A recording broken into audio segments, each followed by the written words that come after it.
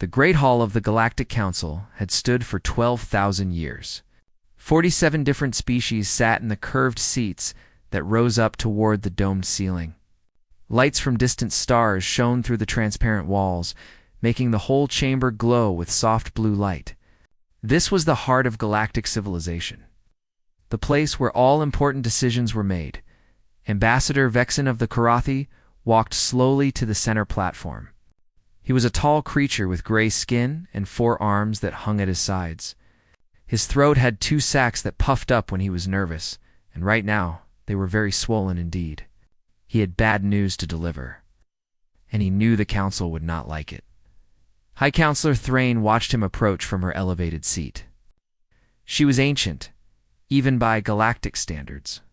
Her body was made of living crystal that changed color with her moods. Right now, the crystal was dark blue, showing concern. She had led the council for 300 years and had never seen Vexen look so worried. "Ambassador," she said, her voice echoing through the chamber. "You have a report about the new species we discovered?"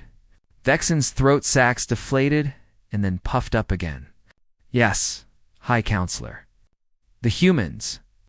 We have sent 7 diplomatic missions to their colony world. All 7 have been rejected." Whispers spread through the assembly. Representatives from dozens of species turned to look at each other with confusion. This had never happened before. Every species in the galaxy eventually joined the council. It was simply how things worked. "Rejected how?" asked Commander Lyris from her seat in the military section. She was an Ethon, a warrior species with thick green scales covering her body. Her yellow eyes narrowed with suspicion. "They do not respond to our messages," Vexen explained. "They do not allow our ships to land. When we sent a landing party to make direct contact, the party simply vanished. We found their shuttle on the surface completely empty. No bodies, no signs of fighting. Our people were just gone." The chamber fell silent. High Counselor Thrain leaned forward, her crystal body now shifting to a darker shade. "You are telling us that this primitive species made our people disappear without a trace?" "I would not call them primitive, Counselor. Our scans show technology that matches our own, perhaps exceeds it in some areas." This caused an uproar in the chamber. Species that had taken millions of years to develop. Spaceflight could not believe that an unknown civilization might equal the mighty Galactic Council. Commander Lyris stood up, her scales rippling with anger. "Impossible. The Council has ruled this galaxy for 12,000 years. No species has ever matched our combined strength. This must be some kind of trick." Scholar Benix, the Council's chief scientist, rose from his seat. He was a small creature with large eyes and thin limbs, belonging to a species known for their intelligence rather than their physical strength. "Commander, I have analyzed the data from our probes. The human colony shows energy signatures that we cannot fully explain. Their defensive systems detected our scans before we detected them. Whatever they are not primitive. There is more, Council members. After we sent our 7th diplomatic mission, the humans transmitted a single message. Just for words in our own language. What did they say?" Thrain asked. Vexen's voice dropped to barely a whisper. "They said, 'We remember the Korathi.'" The reaction was immediate.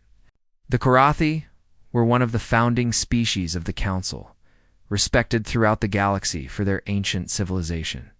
For an unknown species to single them out by name was deeply disturbing. "What does that mean?" demanded one of the Korathi representatives. "We have no record of ever meeting humans. Our history goes back 15,000 years, and there is no mention of this species anywhere." Thrain raised a limb for silence.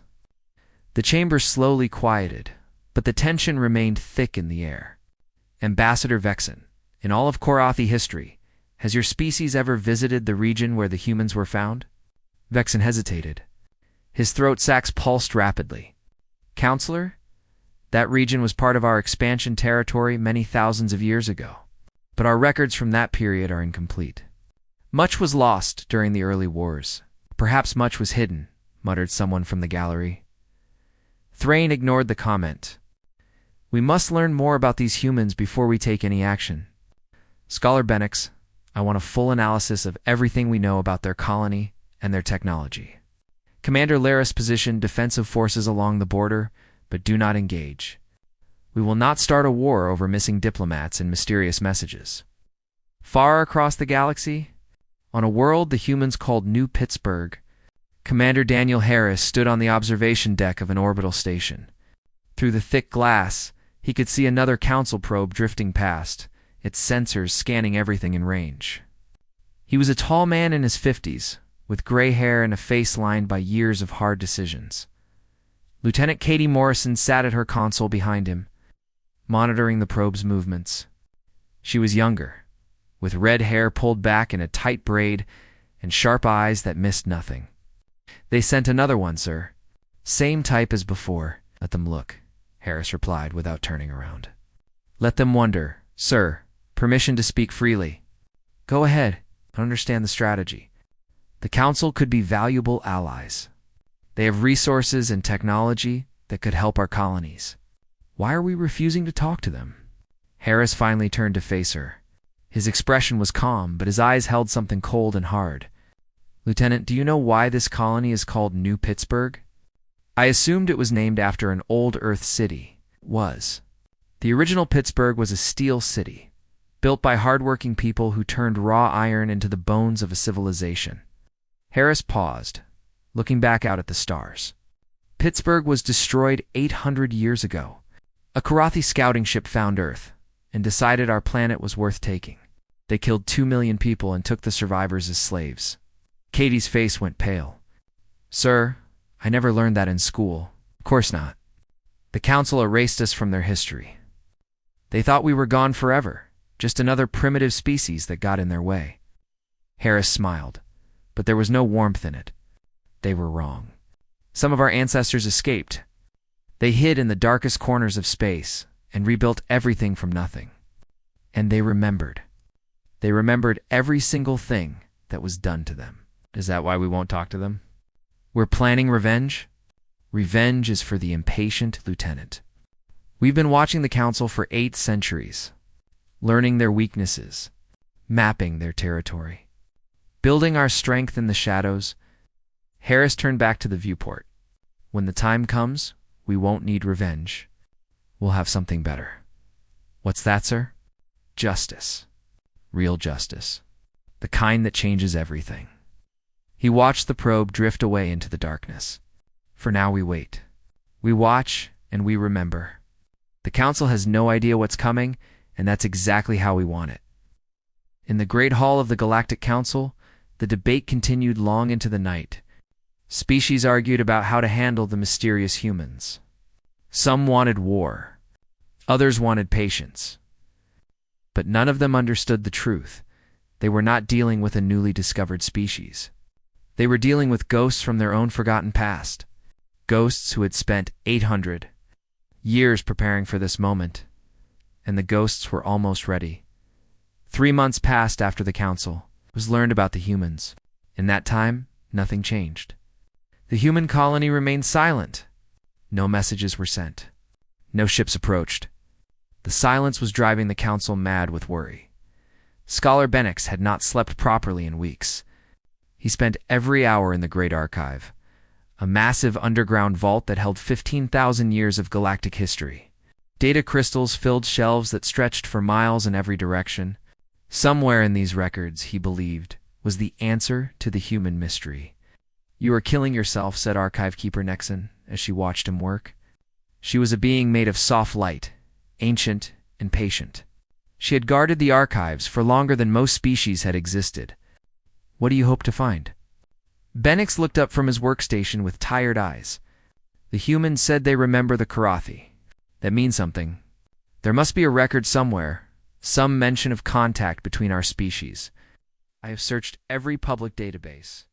There is nothing. And searched the private ones. The sealed records. The files that even council members cannot access." Nexen's glowing form flickered with concern. "Those archives are restricted for good reasons. They contain sensitive information about the founding species. Keeper, please listen to me." Benix stood up and faced her directly. "The humans have technology that matches our own. They have refused all contact with us, and they have made a claim that suggests some terrible history between our peoples. If we do not understand what happened, we cannot predict what they will do next." The archive keeper was silent for a long moment. Then, without speaking, she floated toward a sealed door at the back of the chamber. Her light passed through the security systems, and the door opened with a soft sound. "I am trusting you, scholar. Do not make me regret this decision." Benix entered the restricted section with his heart beating fast. The data crystals here were older than anything in the public archives. Some were so ancient that their storage systems were beginning to fail. He began searching through them one by one, looking for anything that mentioned Earth or humans. Days passed. Benix ate little and slept less. He read through thousands of files, most of them boring records of trade agreements and border disputes. But slowly, he began to notice something strange. There were gaps in the history. Events that were mentioned in one file but missing from others. References to things that had been deliberately erased. On the fifth day, he found what he was looking for. The file was buried deep in the military archives, sealed with encryption codes that were 15,000 years old. It was labeled simply, "Primitive Species Survey, Sector 7G." Benix opened it with trembling hands. The report was written in cold, official language. It described a Karathi expansion mission to a distant sector of the galaxy. Standard procedure was to survey primitive worlds for valuable resources. If a world was useful, the native species was to be cataloged and removed. Removed Benix read the word 3 times, not wanting to believe what it meant.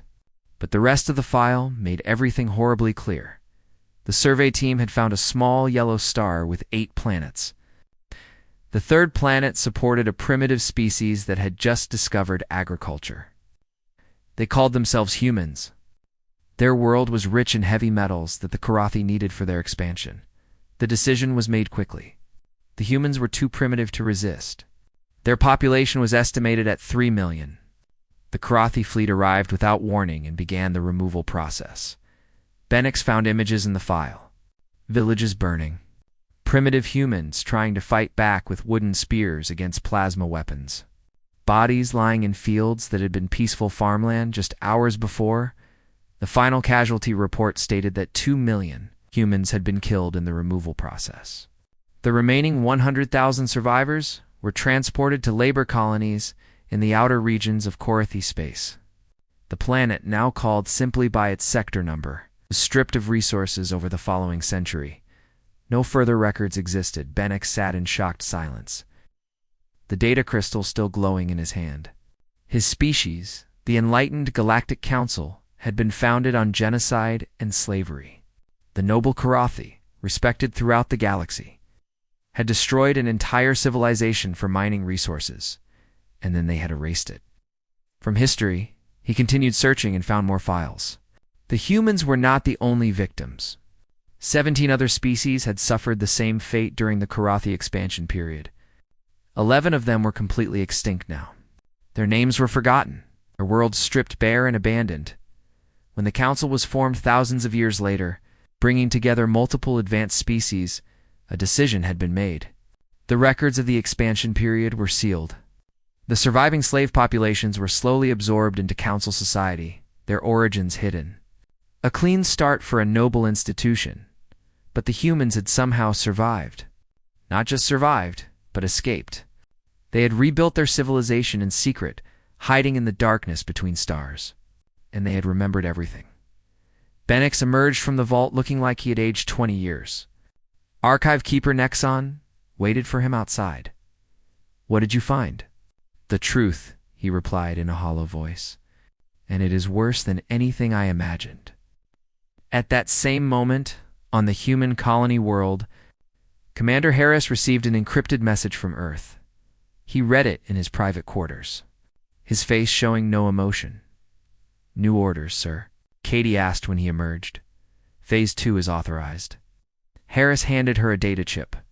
"Begin broadcasting on all council frequencies." Everything. Every record our intelligence services have recovered from their archives over the past 8 centuries. Every slave manifest. Every casualty report. Every piece of evidence they tried to bury, its eyes were cold and hard. Let the whole galaxy see what the noble council was built on. Katie took the chip carefully. Sir, this will cause chaos. Maybe even civil war. That's the point, Lieutenant. The council has been lying to itself for 15,000 years. It's time they faced the truth. Harris looked out at the stars. Our ancestors were slaves. They were murdered and erased from history. And the species that did it to them have been sitting in comfortable council chambers, congratulating themselves on their enlightened civilization. What happens after we broadcast? We wait. We watch how they react. Some species will be horrified. Others will try to cover it up again. And some will discover that their own histories were lies, that they too were victims of the expansion period. Harris smiled grimly. The council is about to tear itself apart, and we won't have to fire a single shot. Katie was quiet for a moment. Is this really justice, sir? Or is it just revenge dressed up in nice words? Harris considered the question seriously. I don't know, Lieutenant. Maybe there's no difference. But I do know this. Our grandparents' died in those labor camps. They never got to see their home world again. They never got to tell anyone what was done to them. His voice hardened. Someone has to speak for them. Someone has to make sure the galaxy knows their names. He turned away from the viewport. Begin the broadcast. It's time the dead finally had their say. Across the galaxy, billions of beings were about to learn that everything they believed about their civilization was a lie. The Council's darkest secrets were about to be exposed. And humanity, silent for so long, was finally ready to be heard. The broadcast hit every communication system in Council space at the same time. There was no warning, no announcement. One moment the screens showed normal programming. The next moment they showed horror. Ancient military records filled every display. Images of burning villages and dead bodies. Lists of names, millions of names of people who had been killed or enslaved. Documents proving that the founding species of the Council had built there. Civilization on conquest and genocide. Hi, Counselor. Thrain was meeting with her advisors when her aide burst through the door without knocking. His face was pale with shock. Counselor, you need to see this immediately.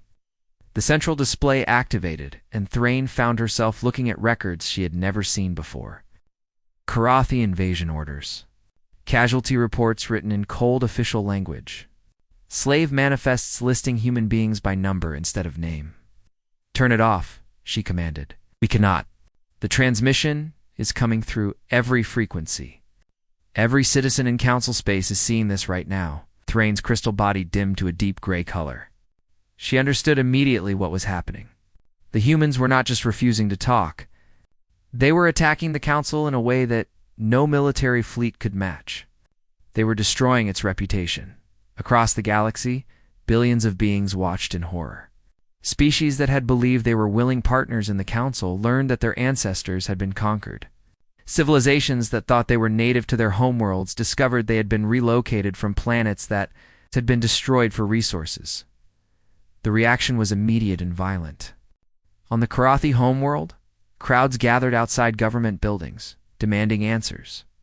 On a dozen other planets, protests turned into riots. Species that had lived peacefully together for thousands of years suddenly looked at each other with suspicion and anger. Ambassador Vexen tried to leave the Council chambers, but a group of Talvek's workers blocked his path. The Talveks were small creatures, considered unimportant in the Council's hierarchy. Vexen had never paid much attention to them before. Is it true? The lead worker demanded. Are we descended from slaves? This transmission is clearly fake, Vexen replied, trying to sound confident. Someone is trying to cause trouble. The authentication codes are real. We checked. Those are genuine Karathi military encryption keys from 15,000 years ago. They cannot be faked. Vexen's throat sacs pulsed with fear. Even if the records are real, I had nothing to do with events that happened millennia ago. I was not even born, but your species knew. The Karathi knew what they had done, and they buried it. The workers' small eyes filled with tears of rage. My grandmother used to tell stories about a world with blue skies and green forests. We thought she was making up fairy tales, but she was remembering. Her ancestors were there. Your people stole them from their homes and erased their memories. In the human colony, Commander Harris watched the chaos unfold with grim satisfaction. Screens around him showed riots on council worlds, emergency broadcasts from panicking governments, and live feeds of angry crowds demanding justice. The council fleet has been recalled to handle civil unrest, Katie reported. The Karathi homeworld has declared a state of emergency. 4 species have already announced they are withdrawing from council membership and their response to us. Nothing yet. They are too busy dealing with their own people. Harris nodded slowly. Then it is time for Phase 3. Open a direct channel to the High Council. Sir, are you sure? Once we show them we can reach their secure systems, they will know how powerful we really are. That is exactly what I want them to know. Harris activated the communication array. It is time to talk. On our terms. The transmission appeared in the council chamber without any delay. A human face filled the main display. Harris looked straight at the assembled representatives, his expression calm but cold. "High Council," he began. "My name is Commander Daniel Harris of the Earth Defense Coalition. I represent the human species. You probably know us as the primitives from, say, Kator 7G, who were removed 15,000 years ago." Thrain forced herself to respond with dignity. "Commander Harris, we have received certain historical documents that require investigation. If the information is accurate, the Council will address any legitimate concerns through proper procedures." Proper procedures. Harris let the words hang in the air. For 15,000 years, your proper procedures included erasing our existence from history. For 8 centuries, since we developed space travel, your proper procedures included destroying any of our ships that came too close to Council territory. Standard border security protocols. We counted 47 human vessels destroyed over 800 years. No warnings given. No survivors allowed. Harris leaned forward. "We know the name of every pilot, every crew member. We remember them all." The council chamber was completely silent. Commander Thrain tried again. "If there have been wrongs done, we are prepared to discuss compensation. The council can create a special court to investigate historical crimes. We can work together toward healing." Healing. Harris almost laughed. "Counselor, do you understand what your ancestors did to us? They did not just conquer Earth. They tried to erase humanity from existence. Our language, our culture, our entire history. They targeted it all for destruction. The only reason any humans survived was because a few thousand escaped from the labor camps. They hid in empty space and rebuilt from nothing. Then you can understand that the Council of today is not responsible for actions taken 15,000 years ago. We can build a new relationship based on respect. Let me tell you about respect, Counselor." Harris's voice hardened. "For 8 centuries, we have watched your council. We have studied every part of it. We have mapped your military forces, cracked your computer systems, and infiltrated your databases. We know your strengths and weaknesses better than you do." He paused, letting that sink in. "While you were congratulating yourselves on your enlightened civilization, we were preparing. Not for war. War would be too quick. Too easy." His eyes were like ice. "We have spent 800 years building something else entirely." "What do you want?" Thrain asked quietly. "I want you to understand something. The information we broadcast today was just the beginning. We have records that your own archivists do not know exist. Evidence of crimes you thought were buried forever. And we are going to keep releasing it. Every secret, every cover-up, every shameful thing your noble council has hidden for 15,000 years. You're trying to destroy the council from the inside. No, Counselor? We are trying to make it honest. For the first time in its history..." Harris stood back from the camera. "You wanted diplomacy? Here is our diplomatic position. Clean up your government. Hold your own people accountable for the past. And maybe, when you have shown that you can face what you really are, we will consider talking." The transmission ended. Thrain sat in the silent chamber, surrounded by council members who could not look at each other. Everything they had believed about their civilization, their history, their moral authority, had just been destroyed. And somewhere in the darkness of space, humanity watched and waited and remembered. The council had thought they were dealing with a newly discovered species. They were wrong. They were dealing with ghosts of their own past. Ghosts who had spent 8 centuries preparing for this moment, and the ghosts were just getting started 6 months after the first broadcast. The Galactic Council was falling apart. What had been a unified government was now a collection of angry, suspicious species who could barely stand to be in the same room. The Venari had completely withdrawn from the council after learning that their real homeworld still existed in a distant sector. Destroyed by ancient mining operations, the Talvex demanded money that the council treasury could not possibly pay. 3 smaller species had formed a group calling themselves the Forgotten, united by their shared history as victims of the expansion period. High Counselor Thrain had aged badly under the pressure. Her crystal body, once bright and commanding, now flickered with exhaustion and doubt. She had spent months reading through the sealed archives, confirming the worst of the human accusations. What she found was even more terrible than what had been broadcast. "There is more," she announced to the emergency council session. Her voice was heavy with sadness. The Karathi expansion was not limited to the humans. We have identified 17 other species that were subjected to removal operations. 11 of them are completely extinct. Their genetic material was not even saved. The chamber erupted in shouting. The Karathi representatives tried to leave, but angry crowds had gathered outside. Security forces had to form a barrier just to keep the peace. Commander Lyris of the Ethon military stood up, her green scales rippling with frustration. "This is exactly what the humans wanted. They have turned us against each other without firing a single weapon. We should attack them before our entire civilization falls apart." Scholar Bennick shook his head wearily. "Attack them with what? We still do not know where their main worlds are located. Their colony in the outer reaches is just one of many. Every probe we send toward their space comes back empty and wiped clean. Then we attack the colony we know about. Force them into open battle. Commander, think about what the humans have shown us. They can broadcast directly into our secure communication networks. They have access to archives that our own people believed were impossible to reach. They have watched us for 8 centuries without being detected." Bennick spread his thin arms in a gesture of helplessness. "What does that tell you about their real capabilities?" Lyris had no answer. On the human colony, Commander Harris reviewed the latest intelligence reports with his staff. The orbital station hummed with activity as officers monitored dozens of screens showing events across council space. "The council fleet is gathering at Nexus Station," Katie reported. 37 major warships with full support groups. It is the largest military buildup in council history.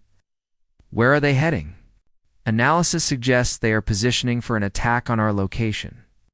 Captain Marcus Grant, who commanded the orbital defense systems, looked concerned. "Sir, our defenses are strong, but 37 capital ships is a lot. If they commit to a full assault, we will take losses." "No, we will not." Harris pulled up a holographic map showing the council fleet's position. "Because they are not actually coming here, sir. Think about it. The council is breaking apart. Species are leaving. There are riots on a dozen worlds. The military leaders are desperate to show strength, but they are not foolish enough to risk everything on an attack that might fail." Harris traced the fleet's expected path. "They will stop at the border. Make a big show of force. Hope we get scared and start talking, and if they do not stop..." Harris smiled without warmth. "Then we show them our second fleet. The one that has been sitting in dark space behind their position for the past 3 months. Katie's eyes went wide. "We have ships behind them?" "We have ships everywhere, Lieutenant. We have had them for centuries. Why do you think we have been so patient? We could have attacked at any time. We could have burned their homeworlds and scattered their people across the galaxy." His expression hardened. "But that would make us like them. And we are not. Then what is the plan? Real change. Lasting change. The Council cannot survive in its current form, not with the truth out in the open." Either they will truly reform and address the crimes of the past, or they will destroy themselves trying to avoid responsibility. Either way, the galaxy that comes after will be different from the one we have been hiding from. Communication alert interrupted the discussion. Harris checked the source and raised an eyebrow with interest. Direct transmission from High Counselor Thrain. Private channel. Could be a trap. No, I do not think so. Harris activated the link. Counselor, this is unexpected. Thrain's image appeared on the screen. Even through the transmission, her deterioration was obvious. The crystal being looked fractured and dim, exhausted beyond measure. Commander Harris, I am contacting you outside official channels because I believe official channels have failed us both. The Council is preparing military action against your colony. I have argued against this, but I no longer have the authority I once did. Why warn us? Because I have read the archives, all of them, and I find that I cannot continue pretending my civilization deserves to survive in its current form. Thrain's form flickered with something like pain. I was raised to believe the Council represented the highest ideals of galactic civilization, justice, progress, unity. Now I understand that it was built on graves and lies. Harris studied her carefully. What are you proposing? A meeting. In person. Neutral territory. I will come alone without guards or protection. I want to understand what justice looks like to your people. And I want to discuss whether there is any path forward that does not end in mutual destruction. You are offering yourself as a hostage. I am offering myself as a bridge. If that requires personal risk, then so be it. Thrain straightened despite her obvious exhaustion. I cannot undo what my ancestors did. I cannot bring back the dead or restore the destroyed worlds. But I can try to make sure the council that emerges from this crisis is worthy of the name. If you will give me the chance. Harris W. As quiet for a long moment, he looked at his staff and saw a mixture of doubt, curiosity, and something that might have been hope. I will consider your request, Counselor. I will give you an answer within 12 hours. That is all I ask. The transmission ended, and Harris stared at the empty screen. Sir, Katie asked quietly. Do you trust her? No, but I think I believe her. He turned to face his team. Get me a secure line to Earth. It is time to consult with the Assembly. The decision would not be his alone. For 800 years, humanity had operated as one united force, with Earth's government coordinating all operations. Major choices required approval from the elected Assembly of Representatives. But Harris had a feeling about this. Thrain was broken, genuinely broken by what she had learned. And broken things sometimes became the foundation for something new. Whether that something new would be peace or war remained to be seen. But for the first time in centuries, there was a crack in the wall between humanity and the Council. And sometimes, a crack was all that was needed. The meeting took place on a dead world in the empty space between Council territory and human space. Long ago, this planet had been a Korathi mining colony. Now, it was a wasteland. Its surface stripped bare and left to rot under a dying sun. High Counselor Thrain landed her shuttle alone. Yes, as she had promised. Her crystal body caught the weak sunlight and scattered it into sad rainbows across the lifeless dirt. She looked around at the destruction and understood immediately why the humans had chosen this place. Commander. Harris waited nearby with a small group. Katie stood at his side, along with Captain Grant and 2 security officers. No weapons were visible, but everyone knew that human technology could kill from 1,000 hidden places. Counselor Harris said as a greeting, I hope you understand why we picked this location. I do. Thrain looked at the ruined landscape around them. This world once had oceans and forests. The Korathi took everything of value and left nothing behind. She turned to face him. You wanted me to see what you were asking me to help fix. You wanted you to see what we were being asked to forgive. We walked together across the broken ground. Their aides followed at a respectful distance. The wind carried the smell of minerals that had been pulled from the earth centuries ago. The Council fleet has been ordered to stand down, Thrain reported. It was not easy. Commander Lyris wanted to attack despite my objections. She believes force is the only answer, we noticed. Your military positioning was rather aggressive for a peace mission. The military faction thinks strength is the only language worth using. They do not understand that this situation cannot be solved through war, cannot be solved through silence and secrets either. No, Thrain stopped walking and looked out across the devastation. You asked what the council wants? I will tell you what I want personally, though I cannot speak for everyone. I want to see justice done, even if it destroys the institution I have served my whole life. Harris studied her for a long moment. Do you understand what that would require? I think so. Complete release of all historical records. Trials for species whose governments took part in the expansion period crimes. Payment to surviving victim populations. Recognition of humanity's right to exist as an equal member of galactic society. That is a start, but it is not enough. Then tell me what would be enough. Harris turned to face her directly. His weathered features showed an expression of ancient grief. Earth is gone, counselor. Not destroyed, we rebuilt it, but the Earth our ancestors knew. The cities, the cultures, the languages, the millions of years of nature that made that world special, it is all gone. Stripped away and forgotten? I cannot bring back what was lost. No, no one can. He took a deep breath. But you can make sure it never happens again. Not to humans. Not to anyone. How? The council structure was designed to keep the founding species in power. Even now, after everything has been revealed, the Karathi and their old allies control most of the votes. That has to change. Real representation for all species. Actual punishment for those who abuse power. And a permanent law against the kind of conquest that destroyed so many civilizations.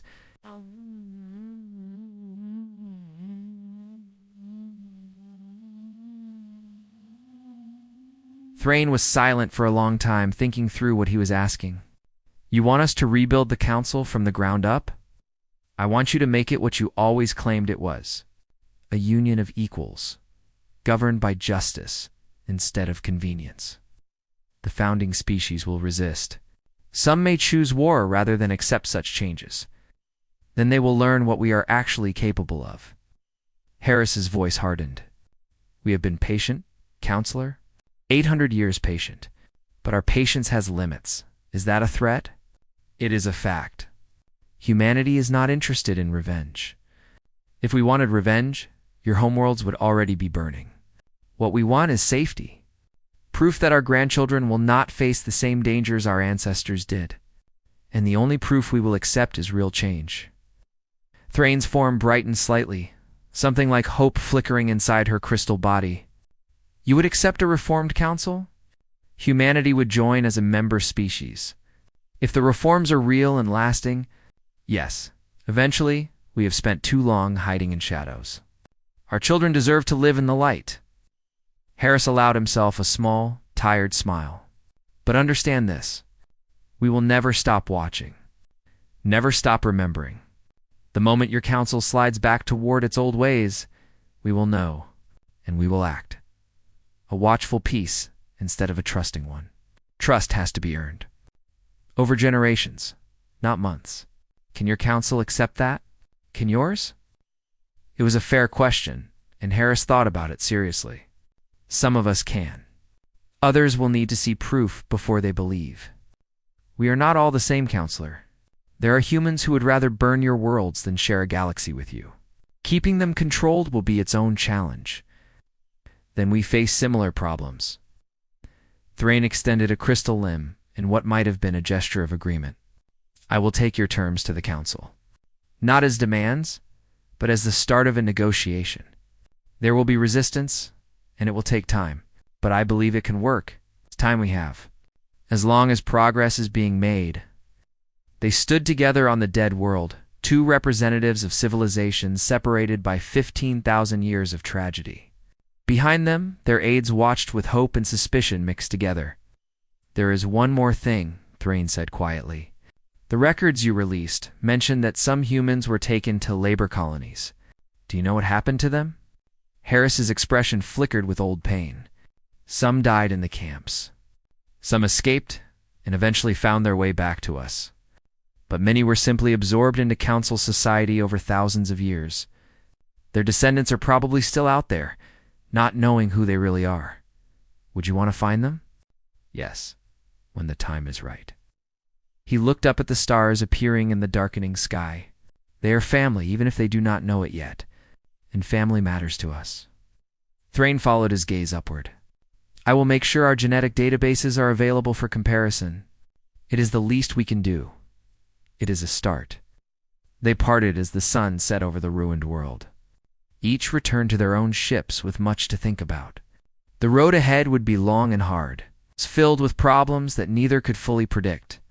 But for the first time in 15,000 years, there was a road at all, as the human ship lifted off. Katie found herself standing beside Commander Harris at the observation window. Double quote, sir. Do you really think this can work? After everything that happened? Harris watched Thrain's shuttle, climbing on a parallel course, its lights blinking against the darkness. I think it has to work, Lieutenant. The alternative is endless war, and neither side would truly win that. Better to try for something new, even if it takes generations. Especially then. He placed his weathered hand against the glass. Our ancestors survived slavery and genocide. They rebuilt humanity from ashes. They did that so we could have a future. The least we can do is make sure that future is worth having. Below them, the dead world faded into darkness, a permanent reminder of what the galaxy had been. Ahead, the stars waited, full of possibility and danger in equal measure. Humanity had finally come out of the shadows. The ghosts of the past had spoken their piece. Now the real work could begin. It would not be easy. It would not be quick. There would be setbacks and betrayals and moments when everything seemed hopeless. But for the first time in 15,000 years, there was hope, and sometimes hope was enough.